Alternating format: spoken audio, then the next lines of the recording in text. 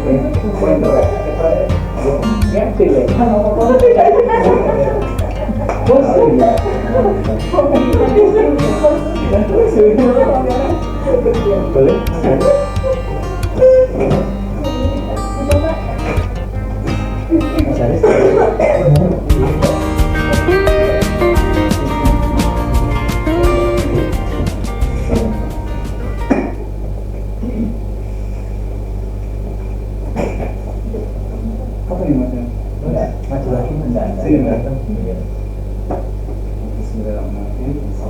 warahmatullahi wabarakatuh. Waalaikumsalam warahmatullahi wabarakatuh.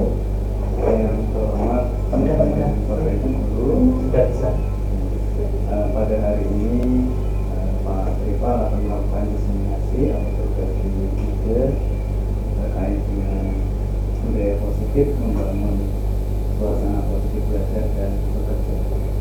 Dengan judul berjumpa di kertas dengan 9 nilai integritas. Mudah-mudahan pada kegiatan diseminasi kali ini yang akan dipresentasikan oleh Pak Rival, kita dapat memperoleh banyak ide dan juga dapat memperoleh manfaat yang terkini dari apa yang disampaikan oleh Ibu. Demikian dari saya, waktu dan tempatnya silakan Pak Rival. Baik, terima kasih Pak Aris. Bismillahirrahmanirrahim. Assalamualaikum warahmatullahi wabarakatuh.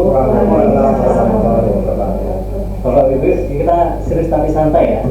Saya juga nggak ini juga nggak deg-degan juga. Baik, Bapak Ibu semuanya, siang hari ini izinkan saya untuk berbagi pengetahuan apa yang saya pahami di sini terkait dengan budaya positif ya, yang mana pada hari ini di kelompok belajar kita ya, kelompok belajar namanya Bahari Cendekia namanya, yang baru dibentuk ya dengan ketuanya Mas Haris. Alhamdulillah hari ini adalah kegiatan yang pertama kita. Dan Bapak Ibu semuanya, ini adalah pemahaman saya dalam proses CGP rekognisi ya, selama pembelajaran pendidikan guru penggerak ya, tentang menjadi pengajar praktek fasilitator. Dan saat ini saya harus rekognisi CGP berkaitan dengan modul di modul 1 nih, ada 1.1, 1.2, 1.3 dan 1.4, yang mana hari ini saya mencoba untuk menyampaikan hasil nyata, menyampaikan pemahaman saya terkait dengan budaya positif Bapak Ibu semua. Oke, next. Oke, baik Bapak Ibu, sebelum kita mulai boleh berdiri dulu semuanya, boleh ya? Oke Bapak Ibu, kita coba main sebentar, boleh ya? Main sebentar ya. Kalau saya bilang boom, Bapak Ibu, kayak orang kalah gitu ya. Gitu ya. Gitu ya, kayak boom, boom. Coba dulu, boom, boom. Kalau saya bilang door, Bapak Ibu juga harus balas dengan cepat. Door, tembak saya juga. Contoh, door, door, door, door, door, door. Kalau saya bilang door, pokoknya doornya banyak, Bapak Ibu berusaha untuk menghindar dengan bilang nggak kena gitu ya. Oke ya, siap ya. Coba. Door.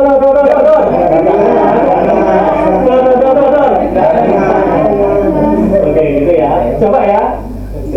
Siap? Oke.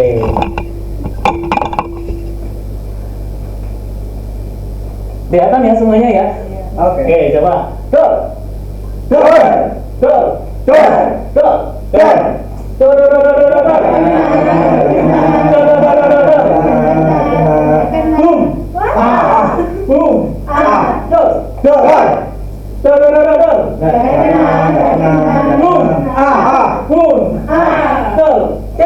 Oke, kita semua. Oke, Bapak Ibu, silakan duduk. Saya ingin menyampaikan dari 3 permainan kita, 3 gerakan tadi ya, variasi yang tadi itu, sebenarnya kita lebih banyak pada refleksi, introspeksi bahwa 3 permainan itu bisa menunjukkan kepribadian seorang sebenarnya. Yang pertama, ketika seseorang dikenai pekerjaan, ada yang sudah langsung menyerah. Aduh, silahkan dikerjakan, tolong dibantu saya kerjakan. Saya lagi. Ada yang pernah seperti itu? Kayaknya Banyak ya. Ya. Ada juga yang dikenai pekerjaan, ya. Itu kayak orang yang tadi, dor, nggak kena. Jadi dia berusaha menghindar gitu. Sudah saya Pak. Saya nggak pintar, itu yang sudah biasa mengerjakan. Dan satu lagi, ada yang dikenai pekerjaan, dia tuh langsung siap. Bisa bantu kerjaan ini, siapa? Kayak anak SPM ya, siap dulu. Bisa nggak bisa, gitu belakangan. Dan hari ini kita mencoba untuk menjadi yang ketiga itu, menjadi pribadi yang siap dengan transformasi pendidikan yang saat ini sudah luar biasa, Bapak Ibu. Kita mencoba untuk merubah paradigma, kita bisa belajar bersama hari ini, dan saya mencoba untuk menyampaikan pemahaman saya berkaitan dengan budaya positif yang seolah kita tidak saling ada yang menggurui, enggak, tetapi kita dalam rangka teman belajar dan kita belajar bersama-sama. Dan hari ini saya hadir sebagai teman belajar Bapak Ibu di komunitas belajar apa tadi namanya? Bahari Zekia. Yang ketuanya Mas Haris. Dan insya Allah kita bisa saling berkembang ya dalam komunitas belajar ini. Oke. Oke ya, biar kelihatan. Bapak Ibu tahu ini siapa ya? Ki Hajar Dewantoro. Benar sekali Bapak Ibu. Kang Hadi, Ki Hajar Dewantoro. Beliau tokoh pendidikan, tokoh bangsa, dan beliau menyatakan banyak pemikiran yang luar biasa terkait dengan pendidikan yang kemudian saat ini ya Bapak Ibu kenal dengan Merdeka Belajar ya, memerdekakan murid gitu ya, Merdeka Belajar. Nah ini sebenarnya filosofinya adalah filosofi dari Kang Hadi, Ki Hajar Dewantara. Oke, kita lihat di sini. Pendidikan adalah menuntun, ya kata beliau. Among, sistem Among, menuntun segala kekuatan yang ada pada anak, baik alam dan zaman. Apa maksudnya alam dan zaman? Maksudnya di sini Bapak Ibu yang saya pahami ya, menuntun segala kekuatan yang ada pada anak, segala kodrat alam dan kodrat zaman. Nah, ini paradigmanya sudah berubah, bukan lagi kita memaksakan, tetapi menuntun mereka.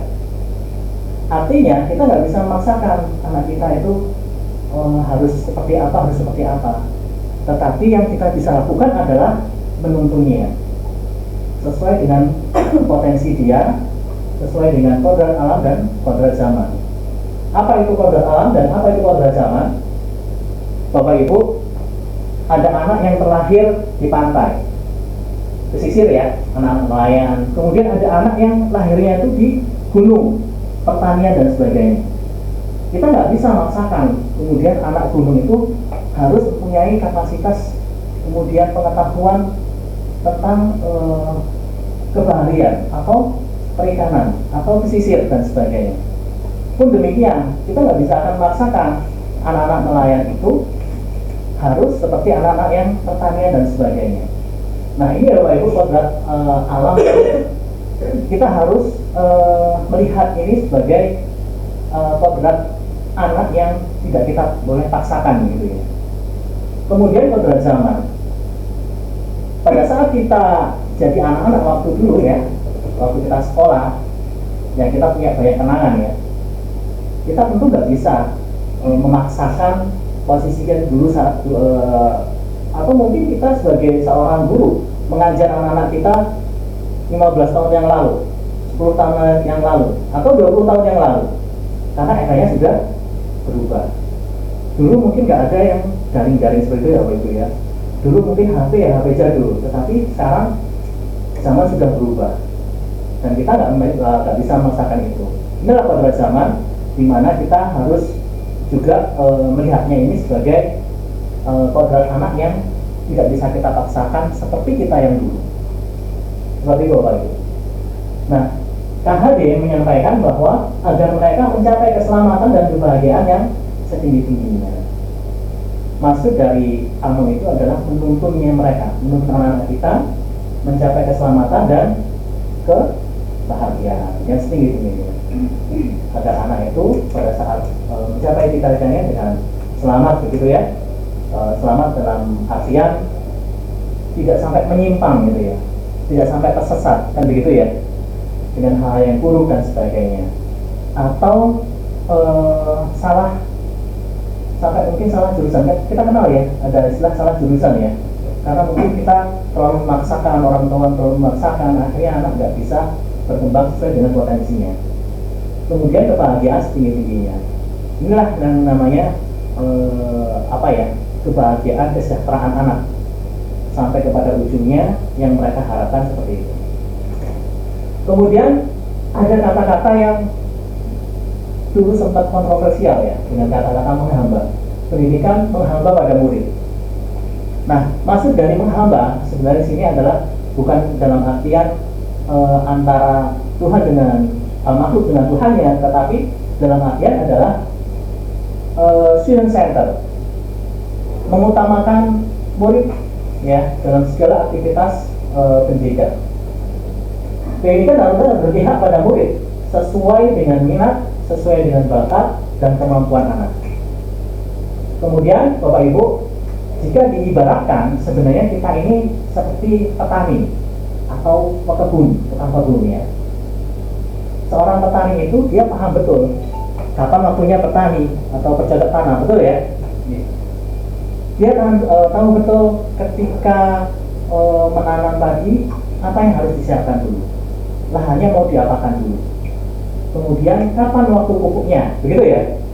Kemudian airnya seberapa banyak mengairinya. Terus ketika ada gulma, mungkin ada hama ya, apa yang harus dilakukan dan sebagainya. Seorang petani tahu betul. Seorang petani tentu dia tidak akan memaksakan. Ketika dia mau menanam padi, nggak mungkin dia itu berharap jadinya itu jagung, betul nggak Bapak Ibu? Pun demikian, ketika menanam jagung, nggak mungkin seorang petani itu berharap tumbuhnya adalah padi, betul ya? Nah, guru diibaratkan seperti itu Bapak Ibu, nggak bisa memaksakan. Dan kodrat anak itu tadi yang saya sampaikan adalah satu dengan yang lain pasti berbeda ya, karakteristik anak ya, kemudian hubungan sosial dan sebagainya, background keluarga dan sebagainya. Maka nggak bisa memaksakan, saya mau tanam jagung harus jadinya padi, nggak mungkin bisa. Dan seorang petani dia tahu betul bagaimana caranya, dan guru harusnya seperti itu ya, harapan dari yang sampaikan oleh Kak Ade, tahu betul bagaimana menuntut anak di usia ini, di usia itu dan sebagainya, apa yang harus dilakukan, selihai atau seahli petani itu Bapak Ibu. Sekolah ibarat lahan atau tanah, dan murid ibarat benih. Petani hanya bisa menuntun tumbuh kembang benih dan merawatnya. Oke Bapak Ibu. Jadi di sini yang di sini adalah sekolah ibarat lahannya itu ya Bapak Ibu ya. Kemudian murid ini ibarat benih-benih, ya. Di situ mungkin ada jagung, di situ mungkin ada padi, mungkin ada tebu ya, atau mungkin ada yang lainnya ya. Maka seorang petani tahu betul itu padi. Bagaimana cara saya untuk merawatnya, bagaimana saya memupuknya dan sebagainya. Takarannya berbeda dengan jagung. Takarannya berbeda dengan misalkan bawang ya, atau yang lainnya. Oke. Lanjut Bapak Ibu. Kemudian ada nilai dan peran dari pernyataan KHD tersebut di Hajat Dewantara ya. Maka seorang guru harus mempunyai nilai dan menjalankan perannya agar mampu menuntun amak tadi Bapak Ibu. Tumbuh kembangnya murid melalui pengajaran yang berpusat pada murid. Nah, di sini Bapak Ibu kita lihat bahwa seorang guru itu sebenarnya mempunyai peran dan nilai. Apa perannya? Apa nilainya? Nilai guru, satu, dia berpihak pada murid. Harus seperti itu. Kemudian yang kedua, mandiri, tidak bergantung ada hal yang menarik ya selain budaya positif ini, yaitu terkait dengan inquiry apresiatif ya. Bagaimana kemudian pola kita berpindah dari melihat kekurangan menjadi melihat kelebihan. Kita mungkin nggak lagi, oh kita nggak bisa, kita kalah dengan mereka ya, karena kita mungkin nggak punya ini, nggak punya itu dan sebagainya. Ini dilihatnya kurang aja. Pola pikirnya berbeda, menjadi kita punya apa, aset kita apa yang sudah baik yang sudah kita lakukan, itu yang akan kita kembangkan. Nah, tapi itu mungkin edisi yang lain ya. Mungkin Pak Sekretaris atau Pak Ketua Kombel tadi bisa mengagendakan waktunya untuk merubah inquiry apresiatif. Kemudian reflektif. Nah, ini yang sering kita lakukan, tetapi kadang mungkin kita lupa bahwa kita itu sedang merefleksikan apa yang peristiwa terjadi ya, kemudian apa yang sudah baik, apa yang perlu diperbaiki, apa rencana ke depannya. Reflektif. Kemudian kolaboratif, saling bekerjasama satu dengan yang lainnya. There is no Superman, we are super team. Kan begitu ya Bapak Ibu ya. Tidak ada Superman di sini, yang ada adalah super team. Setiap orang pasti punya perannya masing-masing. Pun demikian seperti bata. Jika dia dipotong patah ya, kecil, dia pasti ada gunanya. Kan begitu Bapak Ibu ya. Utuh pun juga ada gunanya. Kemudian inovatif. Selanjutnya, guru juga mempunyai peran Bapak Ibu, menjadi pemimpin pembelajaran, menjadi coach bagi guru yang lain. Bukan mengajari, tetapi coach untuk melatih atau untuk menuntun gitu ya. Kemudian mendorong kolaborasi. Tidak ada yang namanya itu adalah Superman, yang ada adalah super team, saling belajar. Kemudian mewujudkan kepemimpinan murid, berusaha mereka menjadi dirinya sendiri, berkembang mandiri, ya, menuntun mereka. Kemudian menggerakkan komunitas praktisi yang saat ini yang sudah kita lakukan ya sebagai komunitas belajar apa namanya nanti Bahari Cendekia. Nah, inilah yang kemudian di profil belajar Pancasila itu kemudian tertuang dalam akar itu Bapak Ibu. Mohon itu semuanya. Lanjut. Nah, saya juga mempelajari Bapak Ibu, dan saya ingin berbagi dan menyampaikan pemahaman saya berkaitan dengan visi guru. Dalam mencegah suatu perubahan, diperlukan visi dan langkah-langkah yang tepat dalam mencapainya. Visi dapat terwujud jika terdapat kerjasama dengan semua pihak atau warga sekolah. Tidak ada Superman, namanya adalah super team. Oleh karena itu, dalam mewujudkan visi, diperlukan langkah konkret menggunakan metode inquiry apresiatif dan juga tahapan bagja. Apa itu bagja? Buat pertanyaan, kemudian hanya adalah ambil pelajaran, gali impian, kemudian jabarkan rencana dan atur eksekusi. Yang ini sangat menarik, mungkin kita akan bisa next time ya, kita bisa mencoba untuk mempelajari tentang metode inquiry apresiatif dan juga mempelajari tentang tahapan bagja ini. Ini prakasa perubahan. Nah, saat ini saya ingin berbagi tentang budaya positif ya berdasarkan penerapan bagja tersebut, di mana akan muncul pembiasaan-pembiasaan positif di sekolah yang kita kenal dengan budaya positif. Budaya positif Bapak Ibu akan menimbulkan rasa aman, rasa nyaman pada murid dalam proses pembelajaran. Dan budaya positif juga dapat mendorong murid untuk mampu berpikir, bertindak, dan mencipta sebagai proses memerdekakan dirinya. Kembali ada kata-kata merdeka di sini. Murid merdeka, dia tumbuh sesuai dengan dirinya sendiri, tidak memaksakan, tapi kita adalah among menuntunnya Bapak Ibu. Sehingga murid lebih mandiri dan bertanggung jawab terhadap siapa? Terhadap dirinya sendiri, terhadap semua. Menjadi pribadi yang bertanggung jawab.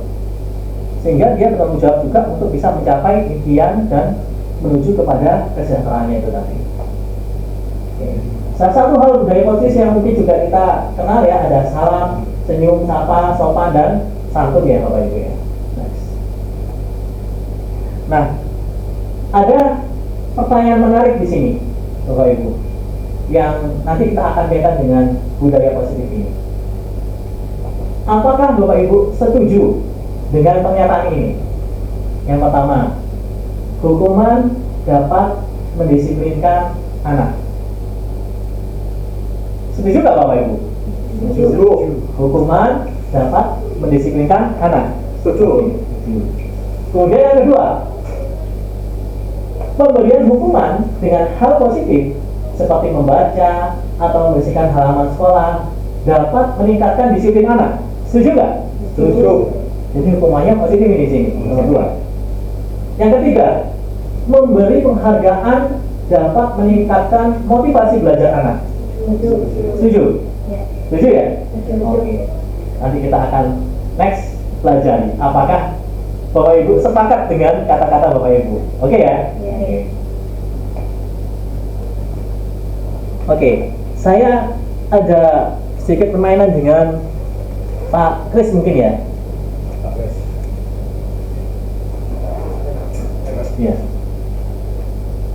Silahkan Pak Kris, di sini Pak Kris. Masuk. Kalau bisa dapat apa? Sambil dimakan, sambil di ini Bapak Ibu. Iya. Takutnya basi. Iya. Lama-kelamaan. Pada lancar ya. Iya. Ya. Apa dulu? Minumnya dibagi.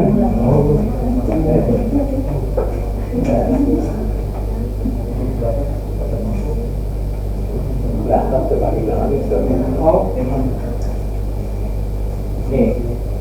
Baik, di sini Pak Kris akan menuliskan ya benda atau sesuatu yang sangat berharga untuk Anda. Benda atau sesuatu. Iya, untuk Anda. Boleh, banyaknya juga boleh. Istri mobil berharga. Istri. Oke, istri mobil. Istri. Istri mobil. Istri sepatu.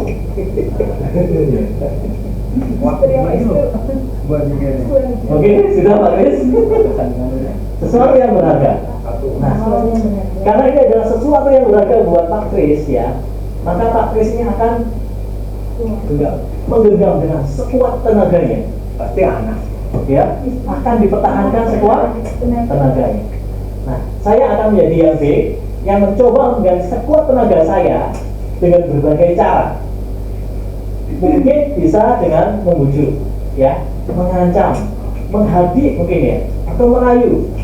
Apa saja agar dapat membuka kepala tangannya Pak Kris. Oke, coba. Kita coba perhatikan ya. Pak Kris, boleh nggak saya minta itu kertasnya? Yang itu yang dipegang Pak Kris. Sebentar aja. Ya udah, lihat aja Kris. Ayo dong. Nanti saya kasih 10.000 habis ini. Tambah lagi. 200.000. 100 juta. Deal. Beneran ya? Sesuatu yang sangat berharga pasti akan dipertahankan oleh Pak Kris. Karena sesuatu yang sangat berharga itu tidak ternilai bagi Pak Kris. Gitu ya Bapak Ibu ya? Ayo dong Pak Kris, kasih saya dong. Boleh ya? Boleh? Ganti yang kayu. Nah, itu secara halusnya. Ada secara kasarnya. Kris, mana Mbak Kris? Mana kertasnya? Iya. Oh, kita tangan buat Mbak Kris. Jadi 1 juta. Iya, 1 juta. Nah, mungkin terkadang kita nggak bisa memaksakan sesuatu ya pada seseorang gitu ya, ketika dia mempunyai nilai yang dia yakini, gitu ya Bapak Ibu ya, dengan berbagai cara, baik secara halus ataupun secara kasar ya. Yang mungkin secara kasar, secara apa mungkin kalah gitu ya, kemudian menyerah. Tetapi dalam hati dia pasti tidak akan ikhlas. Kan begitu ya Bapak Ibu ya. Oke. Next.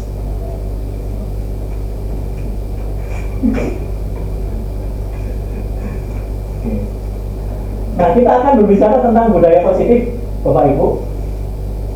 Budaya positif adalah suatu kebiasaan yang bernilai positif. Di dalamnya mengandung keseluruhan kegiatan yang mampu untuk menumbuh kembangkan karakter murid. Nah, satuan pendidikan kita, instrumen tegal, ini merupakan sarana pembentukan karakter murid, dimulai dari anak belajar, bersosialisasi dengan teman-temannya, serta memulai dalam kemandirian hidupnya. Asrama menjadi medan gitu ya, kemandirian untuk mereka. Di kehidupan asrama inilah masa-masa tepat bagi anak dalam membentukkan nilai-nilai karakter baik itu. Nah, Bapak Ibu, budaya positif di sekolah sangat penting bagi perkembangan pendidikan nilai-nilai karakter di sekolah. Maka nilai-nilai itu akan terbangun jika budaya positifnya juga terbangun. Dan budaya positif itu seperti apa? Budaya positif itu adalah budaya yang kemudian membuat nyaman warga sekolahnya. Bukan suasana yang mencekam, kan begitu ya? Bukan suasana yang mencekam, tapi suasana yang nyaman. Baik gurunya, baik siswanya, muridnya, sehingga akan terbangun inovasi, semangat, ya, kenyamanan, kerukunan dan sebagainya. Nah, dalam konsep budaya positif ada 6 hal yang dipelajari ya Pak Ibu ya, berkaitan dengan disiplin positif dan nilai-nilai tentang kebajikan, teori motivasi, hukuman, penghargaan. Ada hal yang mungkin agak asing dengan kita, yaitu kata-kata restitusi ya Bapak Ibu. Nah, nanti kita akan banyak belajar tentang ini hari ini. Keyakinan kelas, kebutuhan dasar manusia, tentang teori kontrol. Ada 5 teori kontrol Bapak Ibu. Kita pernah sebagai yang mana dan kita cenderung yang seperti apa. Kemudian yang terakhir adalah sekitar restitusi. Nanti kita akan coba belajar dan kita akan praktekkan. Bapak Ibu, saya mempunyai kertas di sini. Silakan Bapak Ibu tuliskan apa yang Bapak Ibu pahami tentang disiplin. Monggo.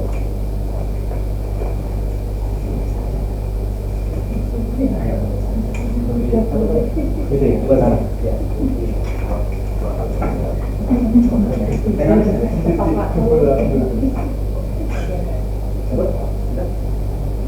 Silakan ditulis Bapak Ibu pengetahuan Bapak Ibu tentang budaya positif. Maaf, tentang disiplin ya. Sorry.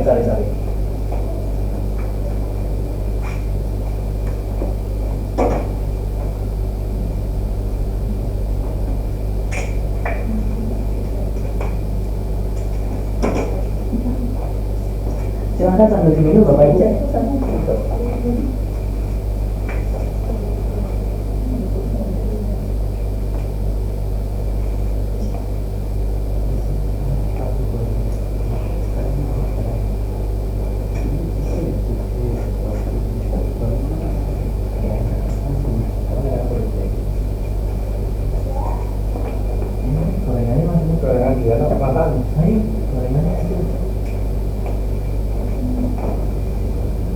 Oke, Bapak Ibu, kalau sudah boleh ditempelkan di sini Bapak Ibu di depan.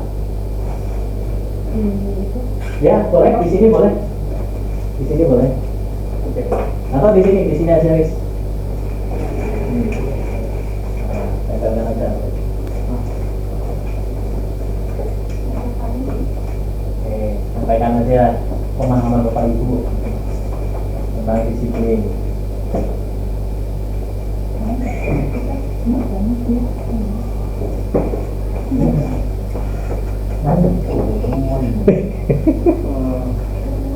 Tulisannya Mbak Alfi. Sorry ya. Iya, tak mau. Bisa ya. Tempel. Silakan. Balik nulis. Salah apa? Diputar tempelnya. Balik. Yesus tempel. Balik berosa.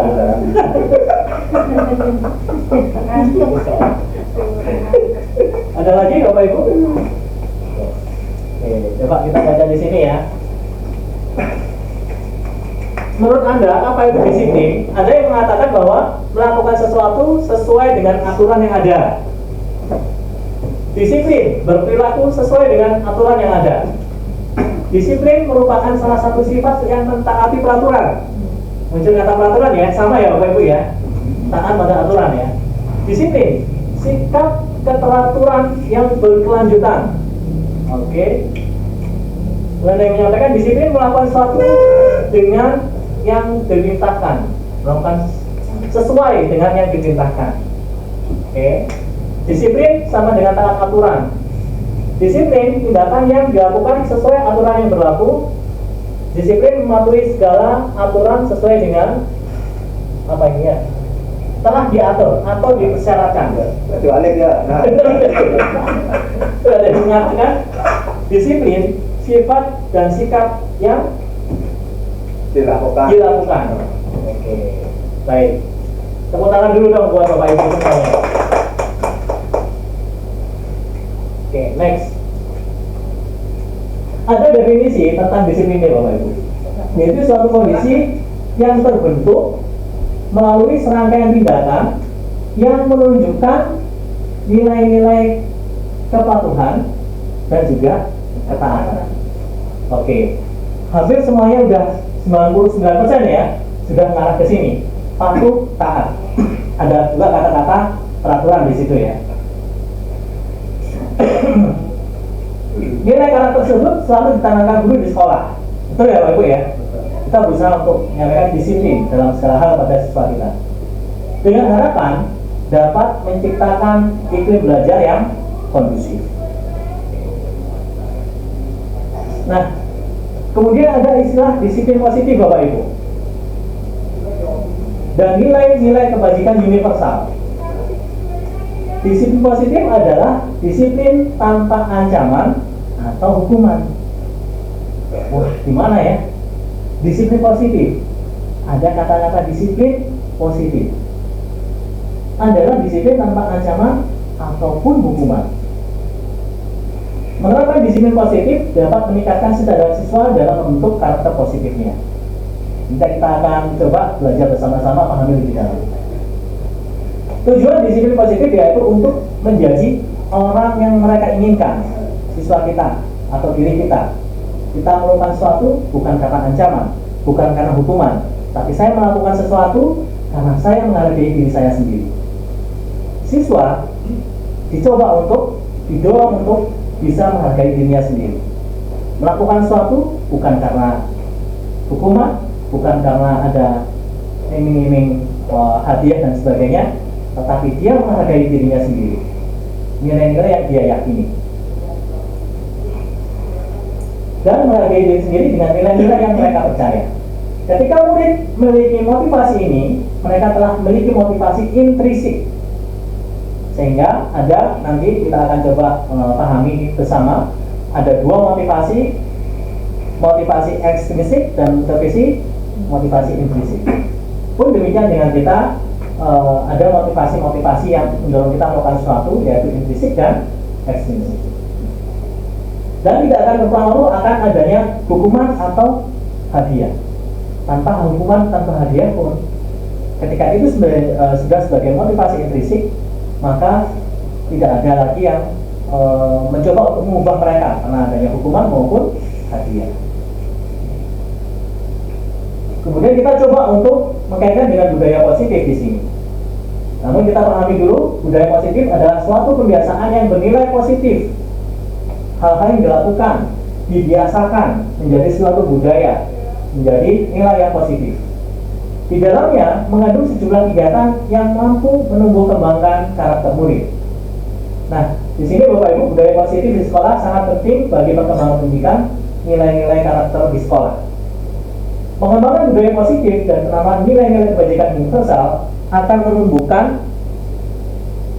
motivasi intrinsik dalam diri anak untuk menjadi pribadi yang bertanggung jawab, kasih sayang, kejujuran, kesabaran, keadilan, dan banyak lagi. Maka kita akan mencoba untuk nanti menumbuh kembangkan ya motivasi intrinsik pada anak. Ada beberapa pertanyaan yang bisa kita jawab dalam diri kita ya Bapak Ibu ya. Mengapa tidak peraturan saja? Kemudian ada istilah keyakinan kelas. Mengapa harus keyakinan kelas? Kenapa tidak peraturan saja? Bapak Ibu, mengapa kita memiliki peraturan harus menggunakan helm bila mengendarai kendaraan roda 2? Atau mungkin bisa dijawab Bapak Ibu, mengapa kita memiliki peraturan harus menggunakan helm nih bila mengendarai kendaraan roda 2? Mengapa? Agar untuk keselamatan. Oke ya, keyakinan kita bahwa itu adalah untuk keselamatan penggunanya.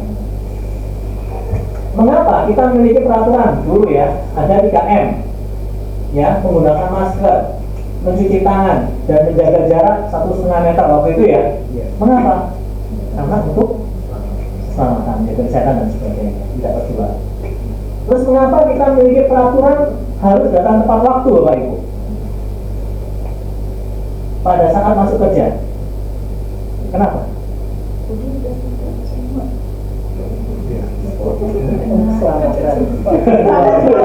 Keselamatan gaji. Tidak di malam-malam pimpinan. Nah, Bapak Ibu, sebenarnya dari ini semua menjadi hal yang menjadi nilai atau keyakinan kita bersama, bahwa semua ini dilakukan ada satu keyakinan universal yang kita sama, yaitu keselamatan, melindungi orang lain mungkin ya, atau menghargai diri kita juga dalam hal yang ketiga. Nah, untuk mendukung motivasi intrinsik, kembali pada nilai-nilai atau keyakinan-keyakinan lebih menggerakkan seseorang dibandingkan mengikuti serangkaian peraturan-peraturan. Jadi jangan sampai kita ngasih peraturan-peraturan saja, tetapi tanpa memberikan atau menyampaikan nilai-nilai atau keyakinan-keyakinan yang universal itu Bapak Ibu. Lanjut. Di sini Bapak Ibu ada peraturan kelas, ada keyakinan kelas, lingkungan positif, kemudian budaya positif. Oke. Induknya berada memang di peraturan kelas.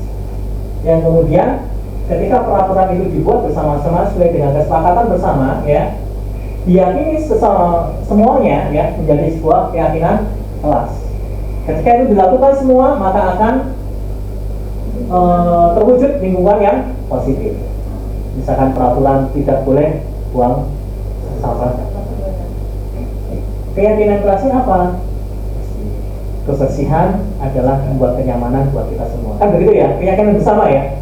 Kalau kotor, keyakinan bersama pasti akan menimbulkan penyakit, tidak nyaman di kelas.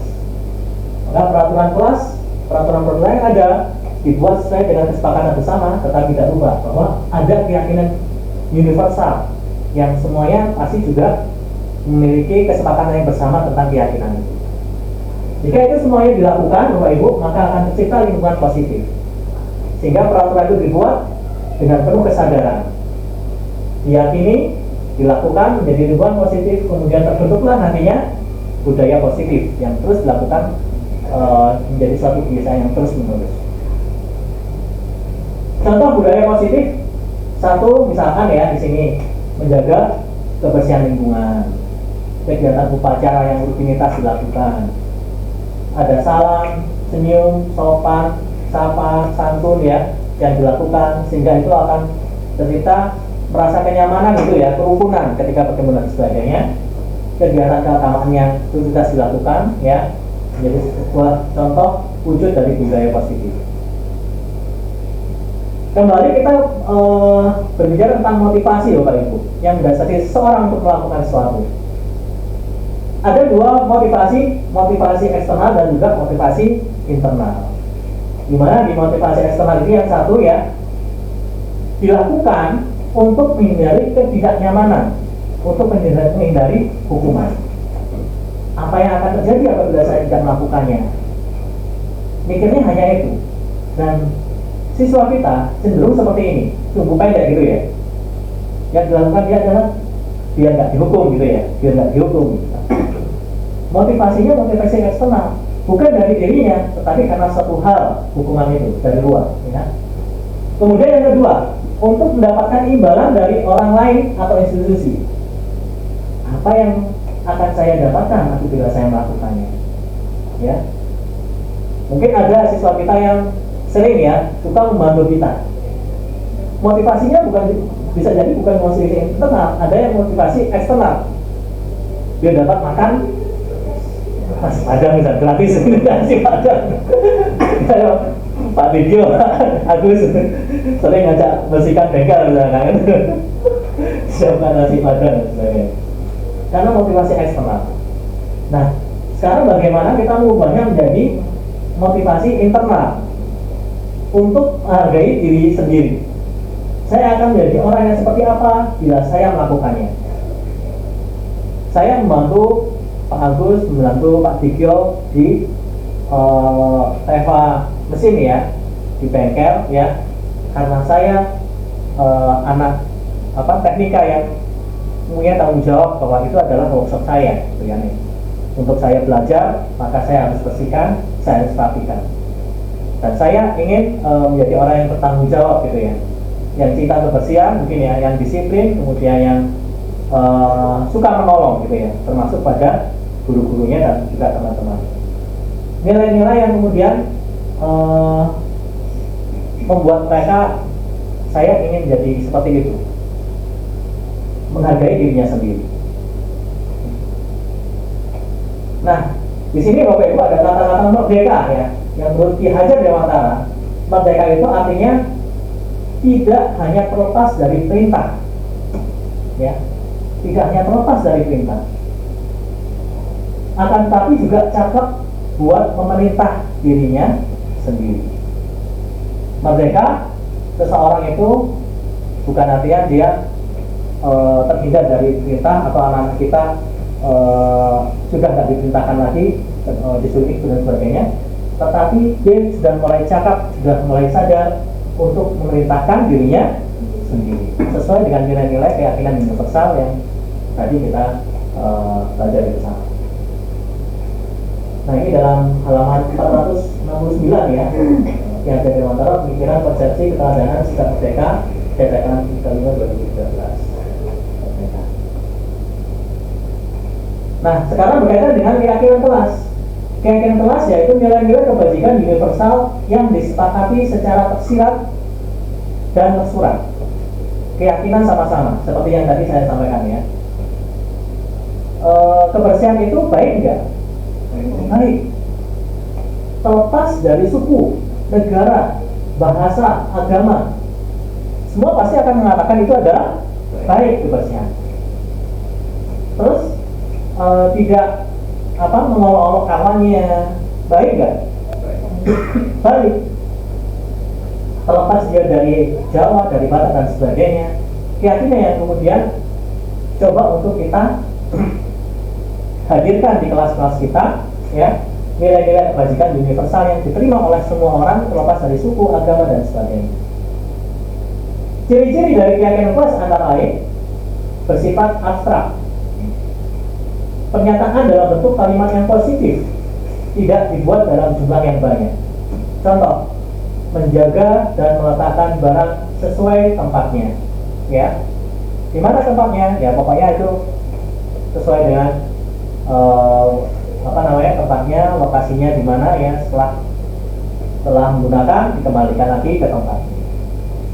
Bekerja sama menjaga kebersihan kelas menjadi juga keyakinan yang bersama-sama, yang diyakini kalau bekerja sama maka akan ringan dalam membersihkan kelas. Saling peduli, saling menghargai, saling bantu teman menjadi keyakinan bersama yang mungkin semuanya tidak akan menolak, ya. Ini hal positif yang disepakati bersama. Kemudian yang keempat, menjaga kebersihan lingkungan kelas. Sepakat semuanya bahwa menjaga lingkungan kelas pasti akan disetujui bersama, sepakati bersama. Nah, tadi Bapak Ibu, kita berbicara tentang hukuman. Namun di balik itu ada yang dinamakan dengan konsekuensi, yang mungkin saat ini kita akan coba untuk memilah apakah yang kita lakukan ini adalah hukuman atau yang kita lakukan adalah sebagai bentuk konsekuensi. Di mana hukuman ini Bapak Ibu sesuatu yang menyakitkan harus terjadi. Saya teringat ada kawan saya dulu ya, ketika memergoki anak ya merokok, kemudian disuruh di lapangan gitu ya, diambilkan pokoknya misalkan satu satu bungkus itu ya, dinyalakan semua, ditancapkan semua, kan gitu ya. Panas-panas, disuruh hidup sampai habis gitu ya. Sesuatu hal yang harus sakit gitu ya, baik fisik ataupun juga non fisik, mentalnya gitu ya. Hukuman berbeda dengan konsekuensi. Ini adalah sesuatu yang terjadi ya, yang harus terjadi karena kesepakatan, karena sesuatu yang dilakukan gitu ya. Ada kesepakatan di situ, ada apa istilahnya, iya, akibat dan kemudian dampaknya apa ya. Jika hukuman membuat anak sakit baik fisik maupun hati untuk jangka waktu yang lama, konsekuensi membuat anak merasa tidak nyaman dalam jangka waktu yang pendek pada saat itu juga. Tapi kalau ini Bapak Ibu ya, kalau anak tadi yang tersakiti tadi itu, mungkin dia akan sakiti seumur hidup gitu ya. Karena tidak ada mungkin ya, dari hukuman itu adalah hal yang tertulis atau apa ya, sudah tertuang di situ ya, ketika melakukan ini harus seperti itu dan sebagainya gitu. Hukuman harus dilakukan membuat rasa sakit gitu ya. Apakah fisiknya ataupun hatinya gitu ya. Di sini Bapak Ibu, hukuman kemudian anak akan membenci kedisiplinan. Maka terlihat ketika ada suatu hal ya, ketika peraturan biasanya seperti ini, kemudian untuk hari ini bebas gitu ya. Wah, betapa senangnya anak-anak. Pernah seperti itu ya Bapak Ibu ya, anak ya. Karena kemudian dia berarti pada anak benci kedisiplinan. Berbeda dengan konsekuensi, anak akan menghargai disiplin itu. Jika hukuman adalah suatu paksaan yang harus dilakukan tanpa ada kesepakatan dan sebagainya, maka konsekuensi ini adalah stimulus atau tanggapan ya, stimulus atau tanggapan. Hukuman mendorong anak meyakini dirinya, konsekuensi mendorong anak agar mudah menyesuaikan diri.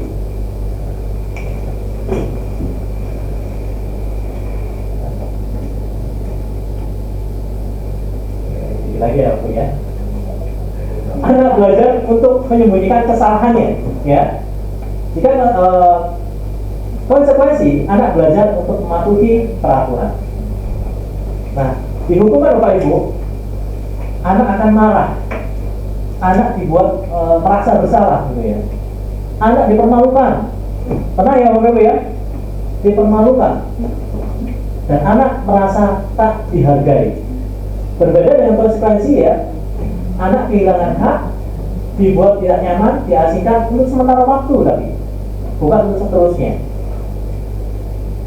Kalau hukuman ya, bisa hukuman seperti sosial atau hukuman yang mempermalukan anak seterusnya gitu ya, biar dia tersakiti, meskipun bukan fisiknya tapi hatinya. Bapak Ibu, dalam menjalankan peraturan ataupun keyakinan kelas atau sekolah, bila mana ada suatu pelanggaran, tentunya sesuatu harus terjadi. Jika itu dilakukan, dilanggar ya, maka sesuatu harus terjadi. Tindakan terhadap suatu pelanggaran pada umumnya berbentuk hukuman atau konsekuensi. Maka yang tepat di sini adalah bagaimana kita kemudian membuat konsekuensi itu dari apa yang pelanggaran yang dilakukan. Hukuman suatu tindakan yang diberikan kepada individu atau kelompok atas kesalahan, pelanggaran, atau kejahatan. Hukuman bersifat tidak terencana. Nah, ini sering kayak gini ya Bapak ya. Langsung, pusat berapa ya Pak? Saya ya 100 kali gitu ya. Kamu pusat jalan jongkok gitu, sini sampai sana, puas gitu ya. Secara tiba-tiba, tidak terencana, serta bersifat satu arah saja ya. Pokoknya saya ngomong ini harus dilakukan satu arah. Hukuman diberikan bila bisa berupa fisik maupun psikis, sehingga individu akan tersakiti oleh suatu perbuatan dan perkataan. Nah, sedangkan konsekuensi Bapak Ibu, suatu tindakan yang diberikan pada individu berdasarkan data yang dapat diukur.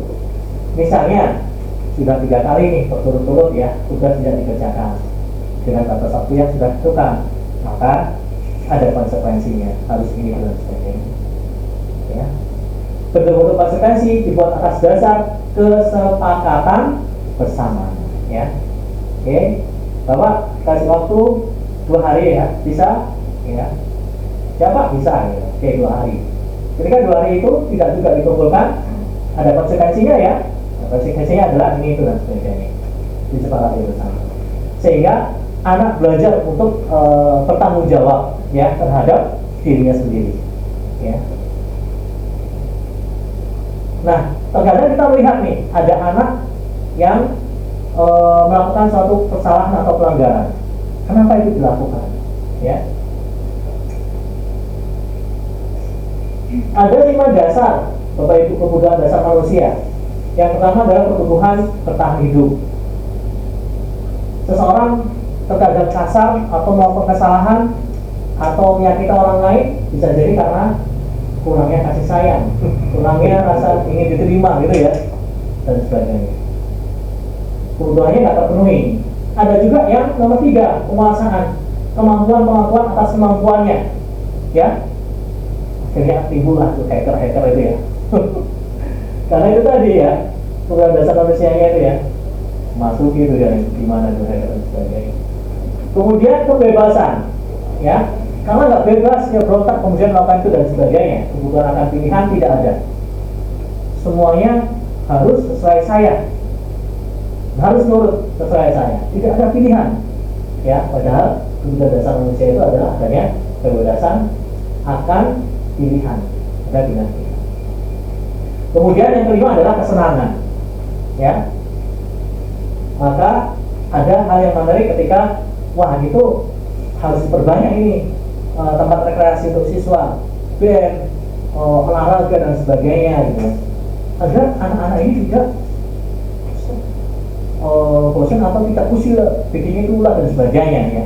Ada yang menyampaikan seperti itu ya. Karena ini Bapak Ibu, kebutuhan dasar manusia, kebutuhan untuk merasa senang. Ketika ini tidak terpenuhi, maka bisa terjadi hal-hal yang tidak kita inginkan. Oke, kita lihat di sini Bapak Ibu yang pertama. Kebutuhan bertahan hidup ya, kebutuhan psikologis, antara lain kesehatan, tempat tinggal, makanan, ya pasti ya kebutuhan ini pasti dibutuhkan oleh seseorang untuk bertahan hidup. Pun juga kebutuhan biologis, bagian dari proses reproduksi, ya. Aku di sini ya. Benar. Saya di mana? Bali. Bisa. Bali Dewi. Berapa persen?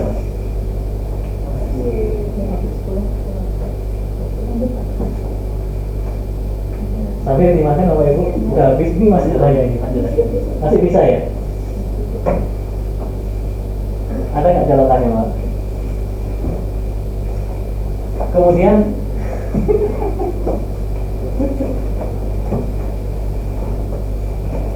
bisa dibuat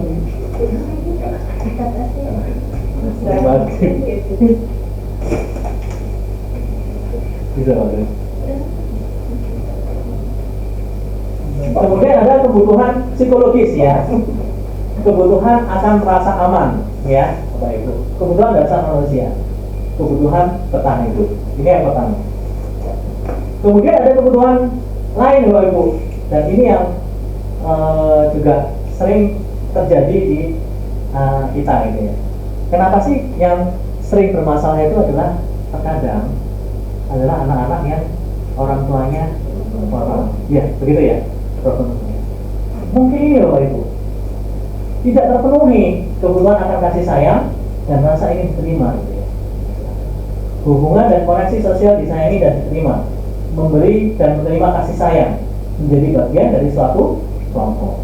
Maka kalau kita lihat ketika ada anak-anak yang orang tuanya baik bapak ibunya full ya memberikan kasih sayang dan perhatian, maka anaknya itu cenderung menjadi pribadi yang kokoh gitu ya, jadi menjadi yang kuat ya, rasa kasih sayang dan rasa ingin diterima.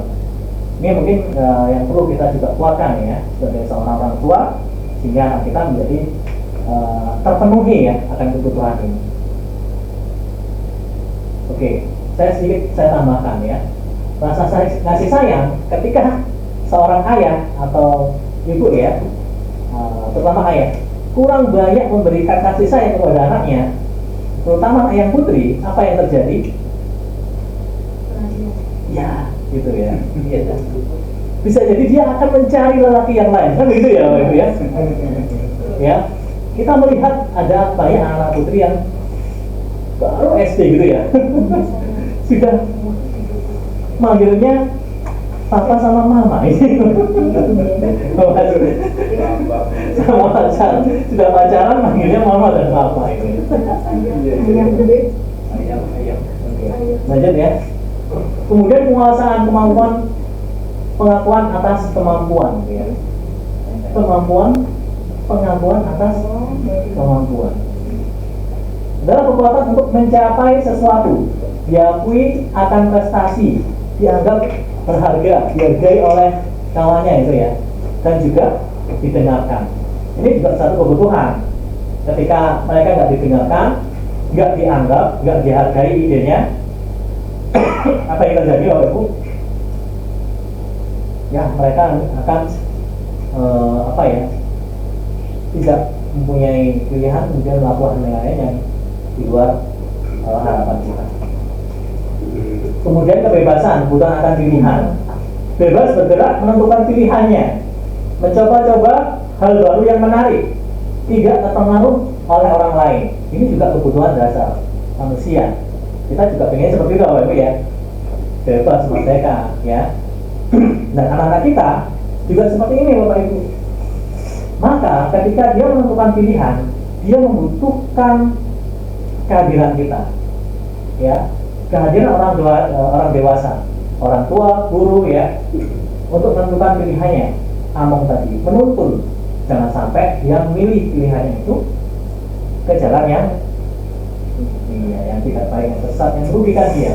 Yang pada akhirnya di ujungnya nanti, ya, pada saat dia sudah dewasa dan sebagainya, mereka tidak menjadi orang yang sukses, berhasil sesuai dengan keinginannya maupun dengan orang tua. Mencoba hal-hal yang baru juga hal yang lumrah Bapak Ibu ya. Namun juga anak-anak juga perlu untuk dituntun ya. Tidak terpengaruh oleh orang lain. Jadi orang yang berbeda. Kemudian kesenangan, kebutuhan untuk merasa senang. Mencari kesenangan dengan bermain, tertawa ya. Anak dengan kebutuhan dasar kesenangan yang tinggi, anak menikmati apa yang dilakukan. Maka sangat penting sekali ya, apalagi di sekolah berasrama dibutuhkan ini tadi, tempat rekreasi, alat rekreasi yang bisa membuat mereka itu tertawa, senang gitu ya, menikmati apa yang dilakukan, sehingga dia betah pada, ya kalau kita diklat misalkan di kamar mandi gitu ya, nggak bisa kemana-mana, mau mencari kesenangan malam atau apa gitu ya, akhir pekan jauh tempatnya itu ya. Yang untungnya sekarang ada macam tempat karaoke-nya gitu ya, terus ada biliar, ada apa sebagai sekarang gitu ya, ada tempat fitness dan sebagainya. Ini bagian dari ini untuk memberikan mencukupi kebutuhan dasar manusia ini, kesenangan. Nah, kemudian kita akan berbicara tentang 5 posisi kontrol yang mungkin pernah kita lakukan. Kita coba untuk mana yang terbaik dari kelima ini.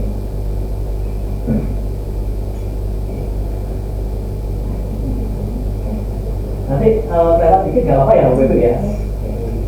Ini seru yang ini Bapak Ibu. 5 posisi kontrol dulu. Di manakah posisi kita dan apakah kita mencoba untuk melakukannya ini, yang terbaik yang mana menurut kita? Yang pertama adalah penghukum. Yang kedua pembuat merasa bersalah. Kita coba refleksikan apakah kita pernah melakukannya. Jujur kalau saya pernah semua ini ya. Ya. Penghukum, pembuat merasa bersalah, teman, pemantau, manajer. Ada yang tahu dari kelimanya ini? Kita belajar bersama-sama ya Bapak Ibu. Kita coba pahami bersama. Ada posisi kontrol penghukum. Kelihatan nggak Bapak Ibu? Posisi kontrol ini masih diterapkan oleh beberapa guru dengan anggapan hukuman mempercepat penyelesaian masalah tanpa memikirkan dampaknya, dampak buruknya yang ditimbulkan. Seorang penghukum biasanya melontarkan pertanyaan-pertanyaan yang menyakiti, disertai gestur menunjuk-nunjuk, menghardik, dan mata melotot, ya, mata melotot. Dampak posisi kontrol tersebut, murid dapat menjadi pendendam. Akibatnya murid menjadi pendendam, berontak, meskipun bukan di depan kita ya, tapi hatinya berontak. Di belakang dia berontak. Dendam, kita nggak tahu hati orang ya, Bapak Ibu ya, menjadi pendendam. Dan menyalahkan orang lain, cenderung mencari kesalahan orang lain, menyalahkan orang lain. Dampak lebih buruknya, murid akan mengalami keterpurukan mental, seperti lunturnya rasa percaya diri dan kesedihan yang berkelanjutan, penyesalan dan sebagainya. Hukuman, ya, ini mungkin berbeda dengan yang tadi ya, konsekuensi, ya, Bapak Ibu. Karena ini lebih cenderung kalau hukuman itu saat itu juga gitu ya, menyakiti pokoknya, gitu kan ya. Yang kedua, posisi kontrol guru sebagai pembuat rasa bersalah, ya, biar murid kita merasa bersalah, gitu ya. Pada posisi ini, guru akan berkata lebih lembut, berbeda dengan tadi yang penghukum ya, Bapak Ibu ya. Wah, yang dia mata melotot, tegas, suara tinggi gitu ya. Kalau di sini enggak, Bapak Ibu. Ya, guru memastikan dirinya itu lemah lembut, lebih lembut gitu ya. Guru akan menciptakan keheningan yang membuat orang lain merasa tidak nyaman, ya, merasa tidak nyaman. Lihat nih, gara-gara kamu, ibu di rumah, gitu ya, nggak disapa sama suami, nggak dikasih uang belanja. Karena kamu ini, Cari lagi. disuruh cari lagi. Membuat merasa tidak nyaman. Lihat nih, gara-gara kamu menumpuk wacana apa, ibu harus koreksi lagi. Padahal cucian ibu banyak di rumah, gitu. Sebagainya. Membuat tidak nyaman siswa kita, murid kita, merasa bersalah, bahkan rendah diri, ya, merendahkan. Posisi kontrol tersebut berdampak pada penilaian diri yang buruk. Murid akan merasa bersalah dan tidak berharga. Murid akan merasa bersalah gara-gara itu ya, saya ini gitu ya, tidak berharga. Tidak seperti dampak posisi penghukum, murid dapat menumpahkan segala amarah meskipun dengan cara yang negatif. Murid dengan perasaan tertekan seperti ini yang tiba-tiba dapat meletus amarahnya, gitu ya, sehingga dapat menyakiti diri bahkan orang lain. Jadi kayak api dalam sekam gitu ya, Bapak Ibu ya, tiba-tiba langsung meletup gitu ya, meluapkan gitu ya, dan sebagainya. Kemudian ada yang posisi yang ketiga, Bapak Ibu, ada guru yang posisinya sebagai teman. Nah ini ada yang seperti ini. Wah, ini yang juga cukup lumayan baik yang posisi ini, dan juga yang pertama kayak dia, penghukum ya. Mungkin yang baiknya itu di posisi keseluruhan biasanya ya. Ya, tergantung ya. Kalau yang tadi itu posisi merasa bersalah, ini guru-guru tari kali ya. Guru kecantikan, guru tari. Teman, ini mungkin lebih pada guru-guru yang umurnya hampir berdekatan atau guru gaul gitu ya. Di posisi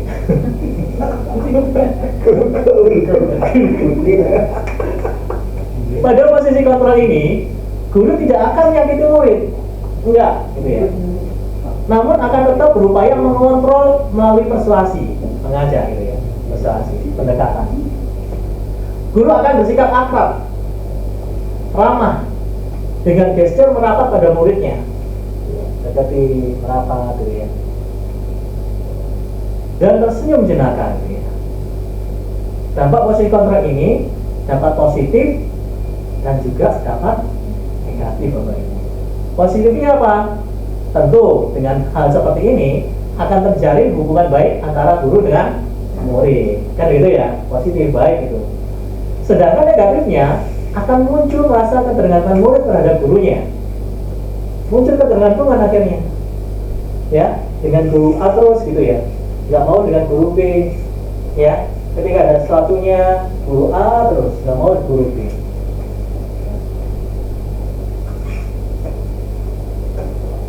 Di samping itu, murid akan merasa dikecewakan apabila sesaat guru tidak dapat membantunya. Dan ketika sudah dalam posisi yang sering dibantu-bantu terus itu ya, karena seperti teman ya, ada suatu saat tidak bisa membantunya gitu ya, maka tadi murid akan kecewa, ya, kecewa berat, ya, negatifnya. Hal lain yang dapat timbul, yakni murid akan berlaku baik hanya kepada guru satu saja atau guru saja, ya, dan akan berlaku semaunya jika bersama guru yang lain, ya. Akhirnya dia akan pilih kasih atau wah dengan guru itu dia ini, tapi dengan guru yang lain dia negatif semua. Guru itu saja yang baik, yang lainnya tidak baik, gitu ya. Posisi teman. Next, ada juga yang seperti ini, Bapak Ibu. Pemantau atau posisi yang mengawasi. Ketika mengawasi, guru bertanggung jawab atas perilaku murid-murid yang diawasinya. Ya, pas itu diawasi ya. Posisi pemantau berdasarkan peraturan-peraturan dan konsekuensi. Oke, kalau kamu melakukan itu, ingat ya, konsekuensinya ini dan seterusnya. Dengan menggunakan sanksi, konsekuensi, guru dapat memisahkan hubungan pribadi dengan murid. Kalau yang tadi teman itu tidak melakukan itu, Bapak Ibu ya, Iya. betul kan? Tapi kalau ini ada sanksi dan konsekuensi dari apa yang dilakukan. Jadi tidak terlalu sedekat seperti posisi teman tadi. Posisi tersebut berawal dari teori stimulus respon yang menunjukkan tanggung jawab guru dalam mengontrol murid. Seorang pemantau sangat mengandalkan perhitungan, catatan dan data yang dapat digunakan sebagai bukti atas perilaku seorang. Akibat dari posisi kontrol ini, murid memahami sanksi yang harus dijalankan karena telah melanggar salah satu tata tertib atau peraturan sekolah. Ya. Nah, ketika kita juga memiliki kondit ya, buku kondit ya, masih ya, buku kondit ya, masih kan ya. Nah, ini peran pemantau ini yang kemudian dilakukan sebagai seorang guru. Dan satu lagi, Bapak Ibu, ini yang posisi yang benar-benar kita idolakan gitu ya sebagai seorang guru adalah posisi manajer. Posisi di mana guru melakukan sesuatu bersama murid, mempersilahkan murid mempertanggungjawabkan perilakunya, mendukung murid agar dapat menemukan solusi atas kesalahan sendiri. Solusi bukan dari kita, tapi kita gali dari muridnya. Oke, solusi yang terbaik buat kamu seperti apa? Apa yang kamu bisa lakukan? Itu ya. Pada posisi ini murid diajak untuk menganalisis kebutuhannya sendiri. Loh, kamu kenapa melakukannya? Oh Pak, karena saya bosan di asrama Pak. Kenapa sih kamu pukul-pukuli kaca sampai pecah gitu kan? Di pintu-pintu lubang-lubang. Bosan Pak di asrama. Kan saya anak band Pak gitu misalnya. Ya. Manajer berusaha untuk itu Bapak Ibu, untuk menemukan solusi atas permasalahan sendiri. Oke, menurut kamu bagaimana baiknya? Oke. Terus apa sih yang kebutuhan dasar tadi ya Bapak Ibu ya? Apa sih yang kamu lakukan itu karena apa sih? Digali. Dia butuhnya apa? Oh ternyata karena itu tadi. Kesenangannya yang tidak tersalurkan ya, tidak terpenuhi ya. Di sini penekanan bukan pada kemampuan membuat konsekuensi, namun bagaimana dapat berkolaborasi dengan murid, dapat memperbaiki kesalahan yang telah dilakukannya, Bapak Ibu. Dengan posisikan diri sebagai manajer akan berdampak positif bagi penguatan watak dan karakter muridnya itu. Nah, Bapak Ibu, wah ini mumet ini ya Bapak Ibu ya. Ini Bapak Ibu ya. Ada identitas gagal, identitas berhasil sukses, manajer sukses, kontrol diri. Oke. Identitas berhasil sukses adalah sebagai teman dan pemantau. Bisa jadi ini berhasil dilakukan oleh satu orang tertentu gitu ya, anak tertentu. Tetapi orang yang lainnya belum tentu, kan begitu ya Bapak Ibu ya. Sedangkan memantau bisa jadi juga, gitu ya. Tetapi apakah kita bisa memantau terus? Begitu Bapak Ibu ya. Pasti anak-anak itu juga banyak melakukan yang tidak terlihat ya, bagaimana caranya biar tidak ketahuan dan sebagainya. Guru berbuat di penghukum, menghardik, menunjuk, menyakiti, membuat rasa bersalah. Ya, ibu kecewa sama kamu, gara-gara kamu ini dia, membuat kecewa ya, membuat rasa bersalah. Ya. Kemudian teman membawakan alasan-alasan untuk muridnya.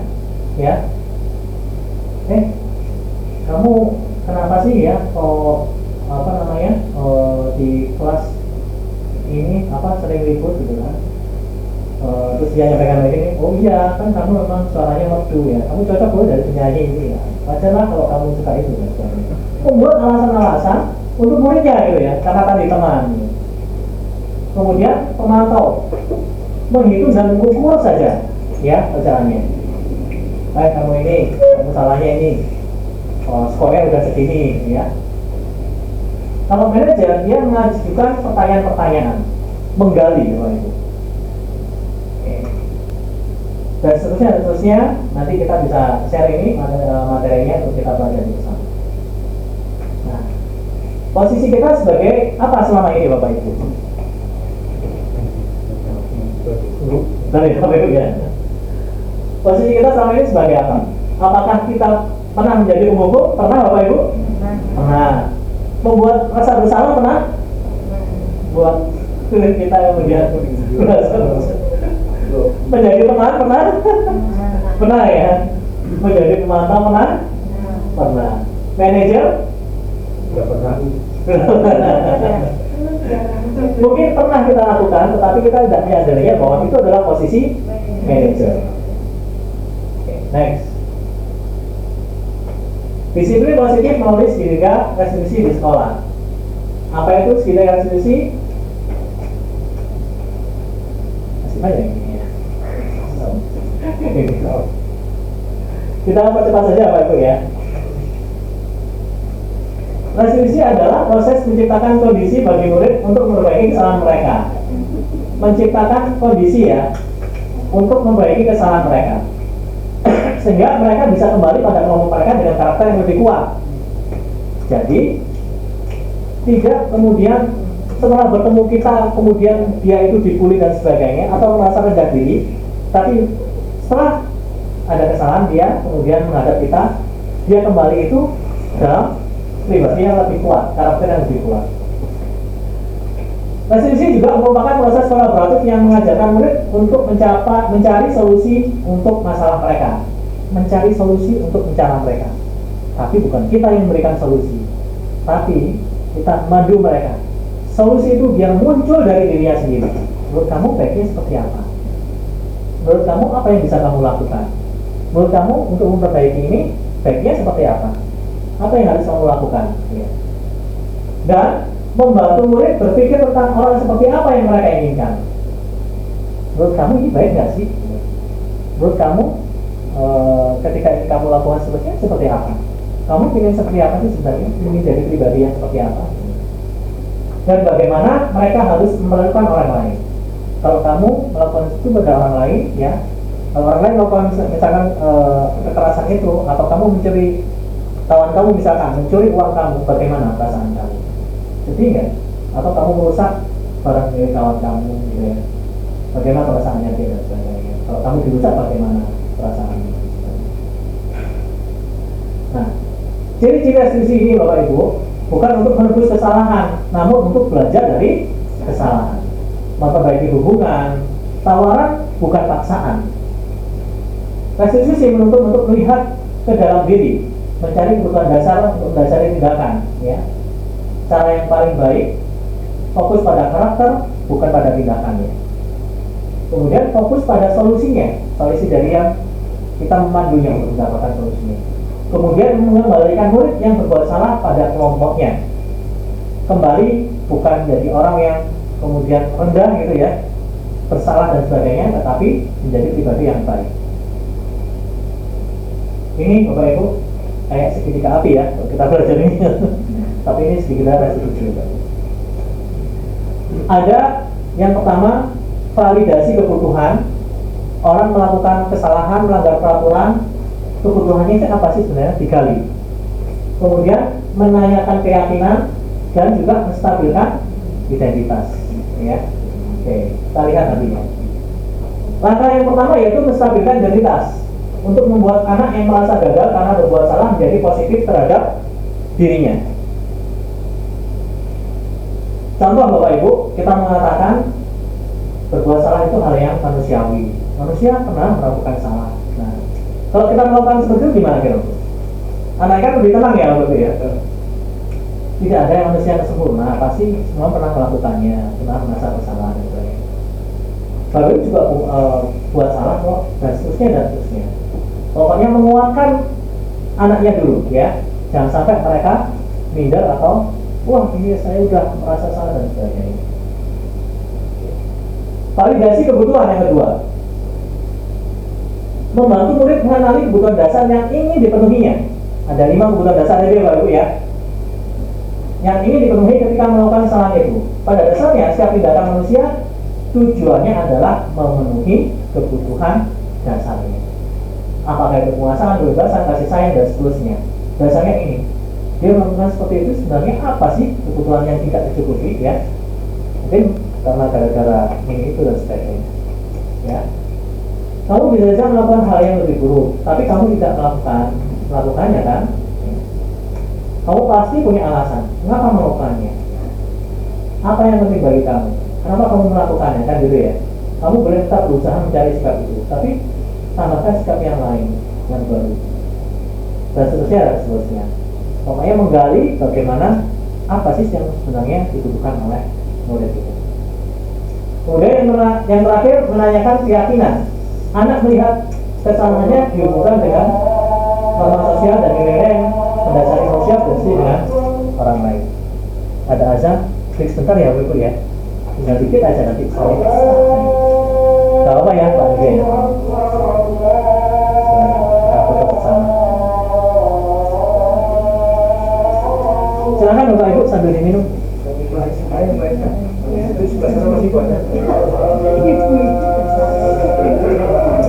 Oh ya ya. Sebentar ya Pak ya. Itu tadi sopi terus. Hah? Wow, iya. Oh, coba. Sebenarnya nama aku itu ya.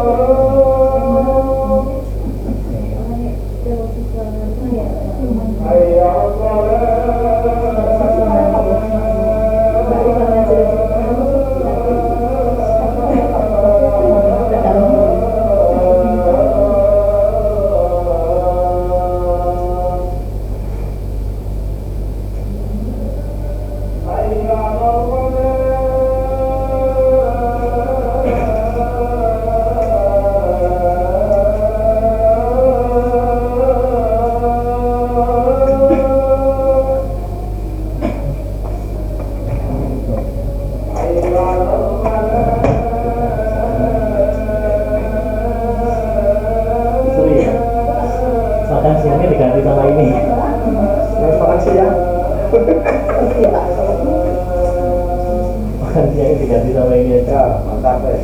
Jadi kita punya biar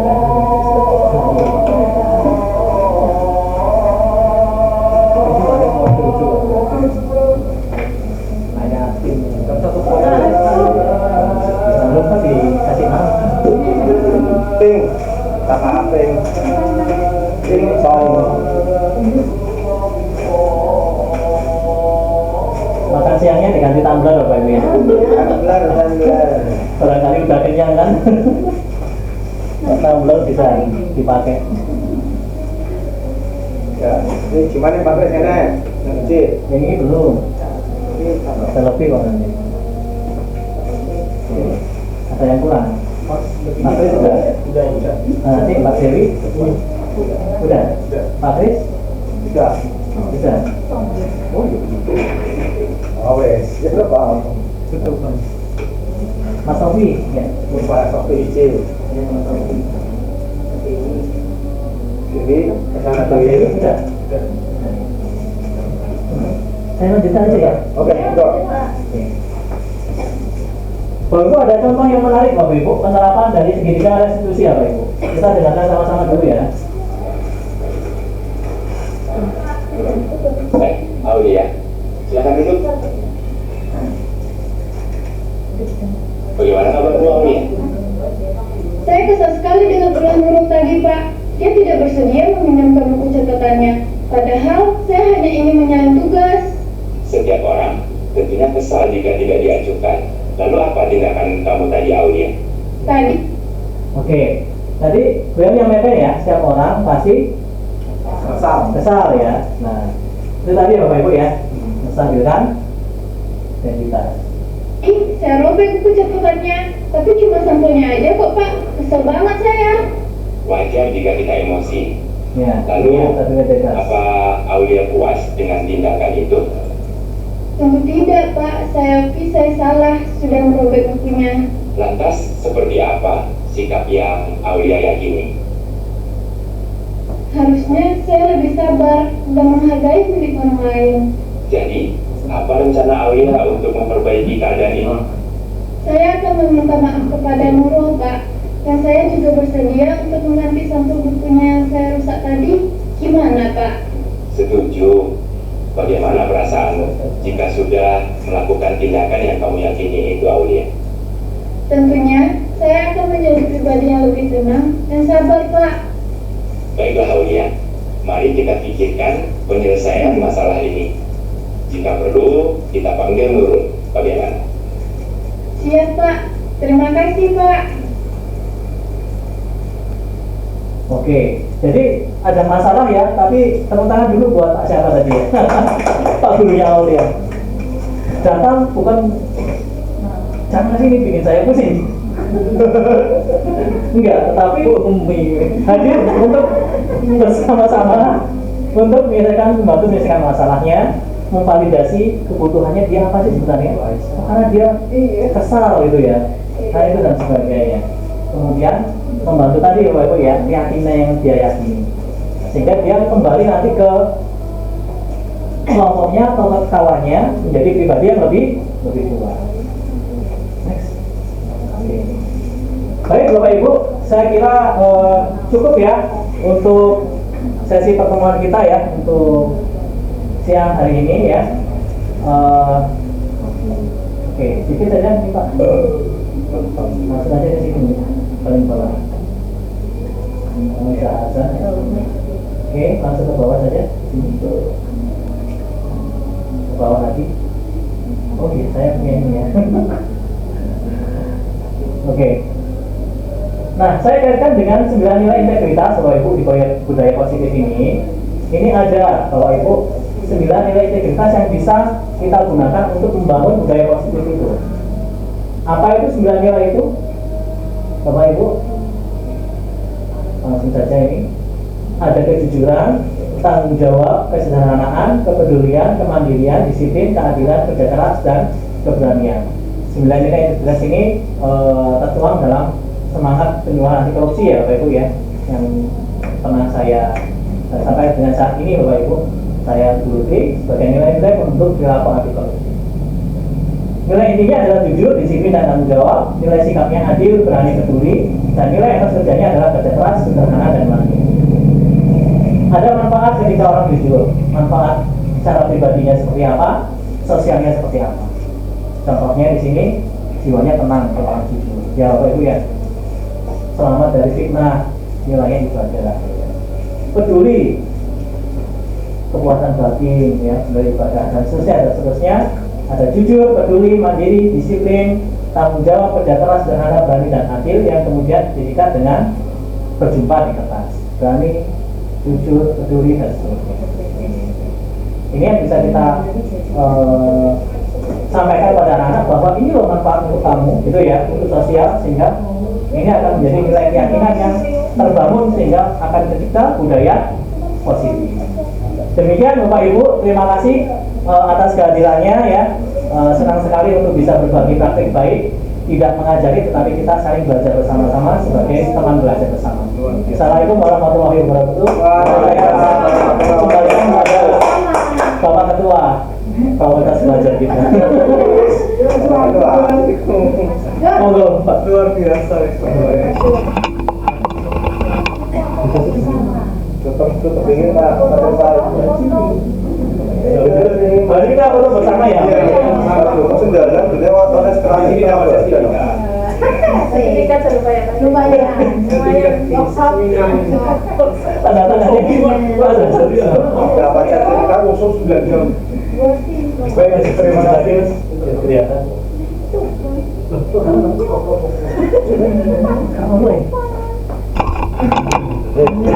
Nah,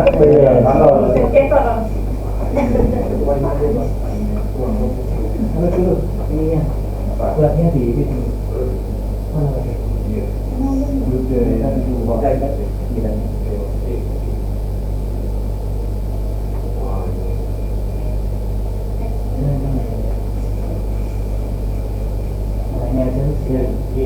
Oke, ini aja.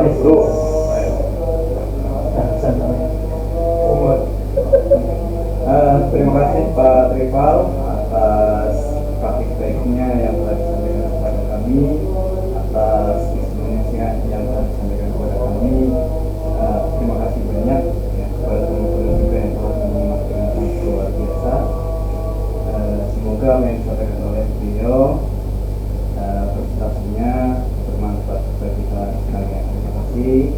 Kita beri aplaus buat beliau. Kita semuanya aplausnya.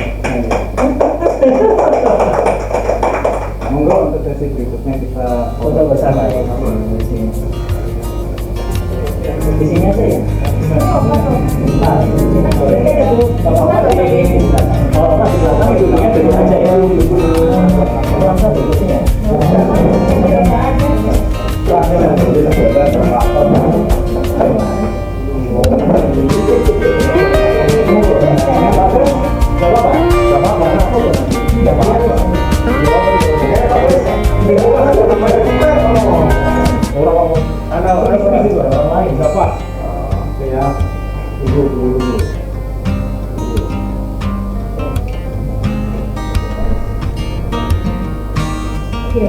Siap.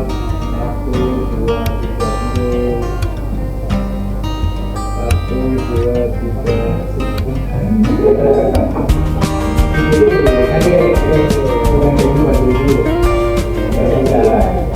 3. Ya, gadis Pak. 1, 2, 3. Video. Oke.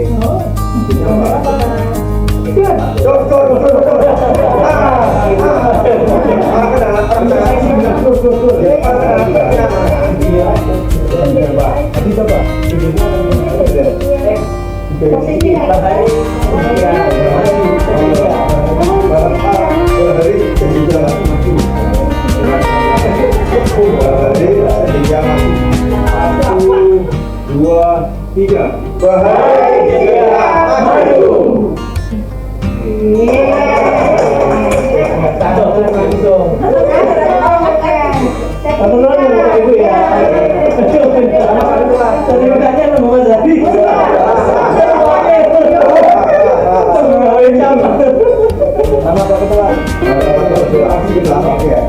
Ada lagi. Dan luar biasa.